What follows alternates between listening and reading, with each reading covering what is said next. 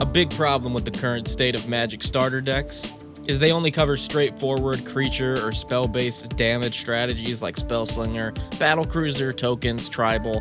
They try to avoid any strategy viewed as controlling or unfun or challenging. This is only tapping into a small fraction of the player base though, and only a small fraction of strategies those players like to actually play. Because of this, I've taken it upon myself to make budget $25 to $30 custom starter commander decks that tap into the more niche and challenging themes of the game. Today we've got Mono Blue, Control, Theft, Voltron, using Thada'll, Adel, Acquisitor. This is Thada'll be mine, please. Our commander is actually the most expensive card in this deck, running us about $5. Thada'll, Adel, Acquisitor is 1 and 2 blue for a 2/2 Island Walk. Whenever Thada'll, Adel, Acquisitor deals combat damage to a player, search that player's library for an artifact card, exile it, then that player shuffles his or her library. Until end of turn, you may play that card. The first and most important part of this deck is controlling our opponent's land bases and making Thada'll unblockable by turning the opponent's lands into islands. We run a total of 12 cards that can turn our opponent's lands into islands, and 2 cards that just straight up make her unblockable. Cards like Convincing Mirage can turn enchanted land into any land we want. It also doesn't say in addition to its other types, so that Maze of Ith, yeah, it's just an island now. And Thada'll's unblockable, thanks to Island Walk. Some of these effects like Stormtide Leviathan and Sealock Monster double as late game threats as well, which is great. You still have to pay the mana for the cards you search for when she connects, so searching out cheap mana rocks from our opponent's deck on top of the 11 that we already run should be plenty to start stealing bigger stuff from their deck. Now, with all this theft, we've got a little 4-card package to interact and have fun with all the artifacts we're going to be stealing. Mirrorworks, Sculpting Steel, and Replication Specialist will let us copy the artifacts we're stealing, which couldn't be any better, while One with the Machine lets us draw cards for the highest mana value among artifacts we control. Which, as we said, we get some mana rocks first, and then we can start getting some big artifacts, drop this, draw a ton of cards.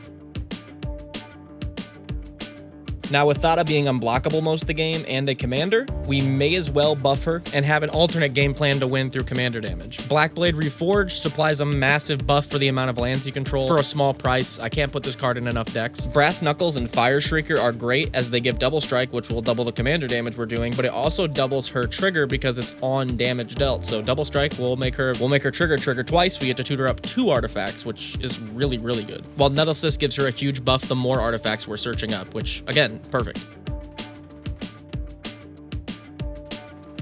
With a huge commanding merfolk kleptomaniac on our side of the board, that's the backbone of our whole deck, people are probably going to try to target her, and that's why we run a nice little protection package. Cloak and Dagger, Nurok Stealth Suit, and Protective Bubble all supply Shroud to our commander to continue our thieving ways, while we also have a classic pair of Swiftfoot boots as well, because why not? In the off chance that Thada'll is unplayable and dealt with, we have backup theft cards to keep the strategy online. Blue Sun's Twilight, Sower of Temptation, and Tempted by Orik straight up steal our opponent's artifact, creatures, and or planeswalkers. Schema Thief lets us steal artifacts that are already in play, and Reigns of Power lets us swap boards with an opponent, which could win us a game if our board's empty, because most of the time we're going to be either winning with Thada'll, or if Thada'll's not in play, we'll just take a huge board. Thank you very much. With 11 mana rocks, 12 removal, 9 card draw, and 1 board wipe, this deck will run you $26.44 at your LGS, and definitely fills a niche that most starter decks just don't. Here's a look at a couple opening hands if you want to see like how the deck feels. Here's a look at the mana curve and some of the stats of the deck if you're interested in that stuff. For $26, I think this deck could seriously pack a punch. 1, because it plays with other people's cards, and 2, because a lot of the deck is just about shutting off other people's decks. You take their best artifacts, you shut off their best lands. I think this could seriously pack a punch at your playgroup, and if you end up buying this or building a deck similar or already have a deck similar, let me know how it plays, please, because it seems like a blast. Like, subscribe, do all that stuff. Head over to the subreddit at r/NixLotus to submit your Friday night deck review deck list. All you have to do is just go to Reddit, supply me with a deck list, whether that be from Tapped Out, Moxfield, doesn't really matter, and you will be added to the queue. Let me know if you enjoyed the video. Much love, and go play some Magic.